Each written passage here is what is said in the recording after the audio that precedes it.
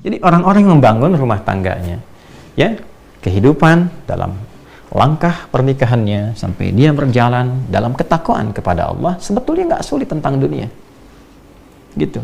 Jadi mohon maaf nih kalau dengan kalimat ini barangkali kurang menyenangkan, kan? Kalau ada persoalan yang tidak pernah tuntas, padahal mungkin secara materi tercukupi, kan? Masya Allah, kedudukan tinggi, tapi nggak tuntas nih. Boleh jadi yang dibutuhkan tuh bukan harta, bukan tingginya kedudukan Anda, yang dibutuhkan ketakwaan Anda kepada Allah. Itu saja. Ya, menyadari bahwa pernikahan ini adalah bagian dari amanat Allah Subhanahu wa taala. Rumah tangga ini amanat, setiap amanat dipertanggungjawabkan di hadapan Allah Subhanahu wa taala. Dan kalau mengerti berumah tangga itu adalah ibadah, maka kita akan jaga cara kita beribadah kepada Allah. Anda kan kalau sholat Anda jaga rukun dan syaratnya, kan? Nah, rumah tangga itu ada rukun dan syaratnya. Kan waktu mau nikah kan ada rukunnya, ada akad itu kan, syaratnya juga ada kan. Bukan cuma mahar kan, ada 2 saksi itu kan. Kemudian juga ijab kabul dan sebagainya, itu kan terpenuhi. Nah, itu pembukanya, ya kan? Dalam perjalanannya pun itu harus dijaga, karena kalau memahami pernikahan itu sebagai ibadah kepada Allah, maka dijaga cara kita ibadah. Ya, jaga, jangan sampai ya terkena sesuatu yang kotor atau melanggar ketentuan ibadah. Nah, ini kalau dipertahankan, maka apa yang terjadi? Allah anugerahkan segala kemuliaan untuk mengabadikan kehidupan keluarga ini sampai dengan kehidupan di akhirat. Ya, kalau kita baca Quran surah ke-52 misalnya At-Tur ayat 21, Allah tegaskan di situ, walladzina amanu wattaba'athum dzurriyyatuhum biimanin alhaqna bihim dzurriyyatahum wama alatnahum min 'amalihim min syai' kullu imrin bima kasaba rahin. Dan para orang tua yang beriman itu menjaga iman. Jadi berkeluarga itu dengan imannya. Ya, bukan cuma dengan hartanya. Kalau dengan harta ya banyak yang bisa begitu. Dengan berkeluarga itu dengan imannya. Lalu iman diimplementasikan dalam bentuk amal saleh. Amal saleh suami kepada istri dalam bersikap, fa'ashiruhunna bil ma'ruf, surah keempat ayat 19. Demikian sebaliknya dengan anak-anak dan sebaliknya. Maka apa yang terjadi? Kalau orang tua mampu begitu, diwarisi oleh anak demikian, diniatkan karena imannya, maka mereka akan dipertemukan kembali di satu tempat di surga. Alhaqna bihim dzurriyyatahum, satu keluarga besar. Wa ma alatnahum min 'amalihim min syai', dan semua kegiatan berkeluarga itu dinilai langsung oleh Allah untuk mewujudkan pertemuan itu, karena dilakukan dengan iman, maka jadi ibadah. Kullu imri'in bima kasaba rahin, tapi itu pilihan. Kalau Anda merasa itu hanya untuk melakukan kegiatan duniawi saja, hubungan seksual saja, ya mencari materi saja, itu pilihan Anda. Silahkan saja, itu pilihan Anda. Tapi pada saatnya sadari, kata Allah, Anda akan pulang, Anda akan meninggal. Makanya patut bertanya, setelah meninggalkan dunia ini ketemu lagi nggak? Ya kan? Satu masuk ke alam kubur, ya itu saja kan sudah nggak ada aksesnya, ya kan? Untuk bertemu kembali, paling dizarahi, balik lagi dan sebagainya. Nanti di akhirat ketemu lagi nggak? Itu poinnya. Nah, berbahagianya kita, Allah itu Tuhan kita yang Maha Esa, lengkap menyampaikan dalam Quran. Tidak ada satupun kitab suci di muka bumi ini yang menyampaikan runtutan kehidupan kita secara detil dan lengkap. Dan itu diminta bahkan oleh Allah langsung. Silahkan riset, silahkan pelajari dari kedalamannya, kebahasaannya, ya dari logikanya, dari runtutannya, silahkan. Dan tidak ada satupun yang sempurna Al-Quran, karena ini firman Allah. Gitu. Ya, maka poinnya apa? Itu pilihan. Tapi kalau Anda memang berpikir dan ingin mengabadikan ketenangan duniawi ini untuk mendapatkan kemuliaan akhirat, maka niatkan sebagai ibadah. Dan jalannya akan berbeda. Ya, bahkan nanti ada yang tertinggi itu disambut oleh para malaikat. Allah perintahkan setiap malaikat berdiri di pintu surga untuk menyambutnya. Itu ada di Quran surah ke-13 Ar-Ra'd ayat 23 sampai 24. Kan?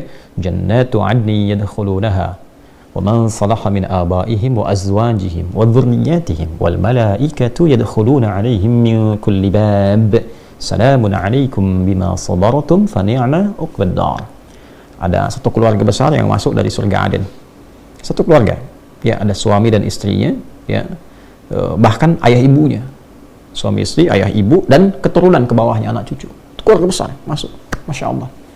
Ya, saat masuk itu Allah perintahkan pada malaikat berbaris di pintu surga, sambut mereka dan selamati. Maka malaikat menyelamati mereka dengan kalimat salamun alaikum bima sabartum. Selamat ya, Anda sabar dalam menjalani kehidupan di dunia. Sabar, karena sakinah itu kan lekat dengan persoalan.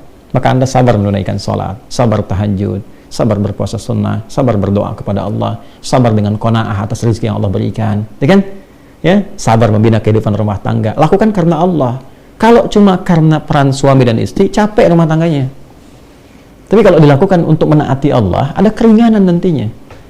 Gitu. Kalau semua ditampilkan seperti itu, capek hidupnya. Tapi kalau kita lakukan lillah, sudah Allah yang titipkan, ya jalani dulu aja. Bismillah, pelan-pelan. Dia akan ketemu jalannya, Allah akan arahkan pada kebaikan yang mendekatkan kita kepada Allah. Itu poinnya. Ya. Maka malaikat mengatakan, "Salamun alaikum bima sabartum." Sekarang nikmati hasilnya. Fa ni'ma uqbad dar. Silahkan nikmati tempat terindah ini yang belum pernah dijamah dirasakan oleh siapapun. Ya, dari kalangan makhluk Allah Subhanahu wa taala. Jadi ini poinnya teman-teman sekalian. Jadi poin pertama, bila kita ingin membuka kehidupan rumah tangga yang baik sebagai anak, sebagai ayah, sebagai ibu, suami, istri, maka yang pertama, bangun visi kehidupan itu sebagai ibadah. Sebagai anak, rasakan itu senang ibadah. Ibadahnya apa? Allah perintahkan dengan menaati orang tua. Kepada ibu bagaimana? Itu diletakkan setelah tauhid loh. Ya, di Quran surah 17 ayat 23, wa qadha rabbuka alla ta'budu illa iyyah, itu tauhid. Wa bil walidaini ihsan. Dan bakti pada orang tua. Jadi bakti pada orang tua diletakkan setelah tauhid. Makanya nilainya tinggi. Anak yang selalu berbakti pada orang tua, ayahnya, ibunya, terutama ibu itu, dekati, sayangi, muliakan, berikan apa yang mampu kita berikan. Itu ridha Allah turun. Karena letaknya itu dekat sekali antara tauhidullah, menaati Allah Subhanahu wa taala, bertuhan kepadanya. Setelah itu dilekatkan, Allah perintahkan untuk ibadah.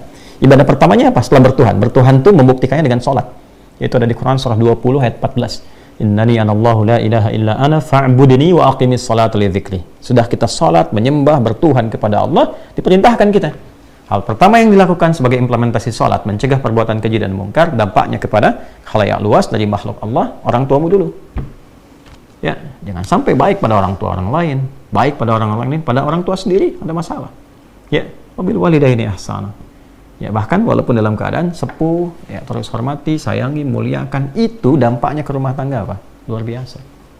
Dampaknya kepada pribadi kita bagaimana? Luar biasa. Ya, adik-adik yang sedang belajar, teman-teman misalnya, minta ridha ayah, ibu.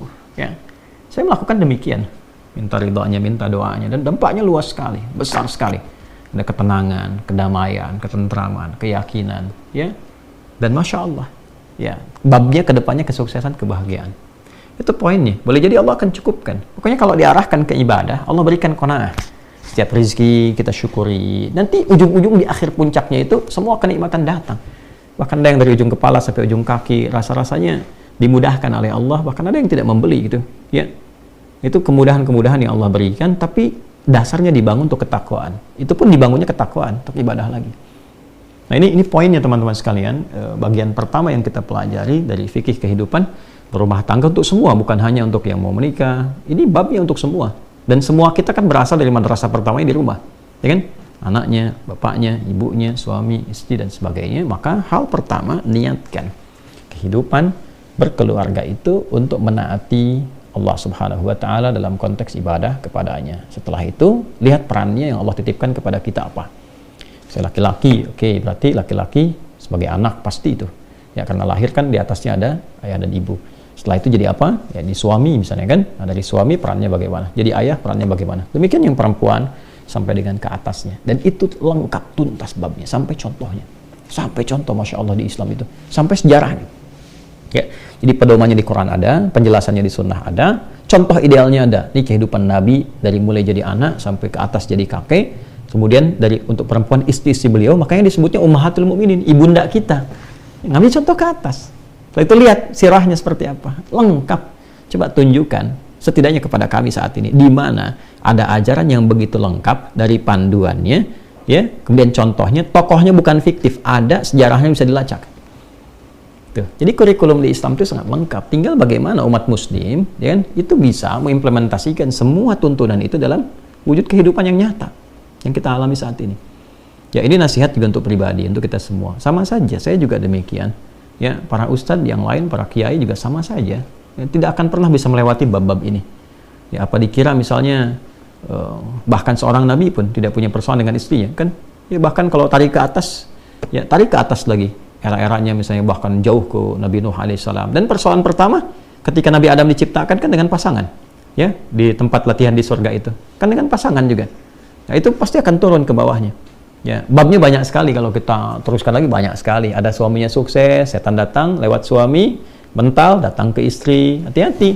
Ya, kadang-kadang ya untuk korupsi misalnya yang era-era kekinian, dorongannya bukan berarti dari Dari pekerja yang laki-lakinya saja, mungkin masuknya lewat ibunya, lewat istrinya, bisa jadi lewat anak, ngasih hadiahnya ke anak, ya, ke suami mental, masuknya lewat dapur istri, dan sebagainya. Hal-hal demikian tuh.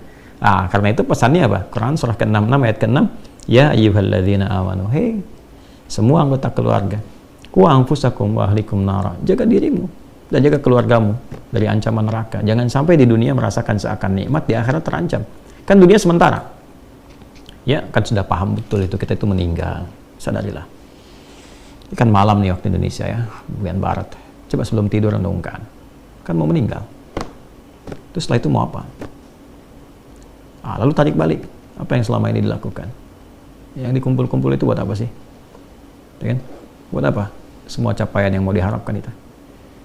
Islam tuh elegan sekali. Capaian itu baru punya nilai setelah berwujud amal soleh.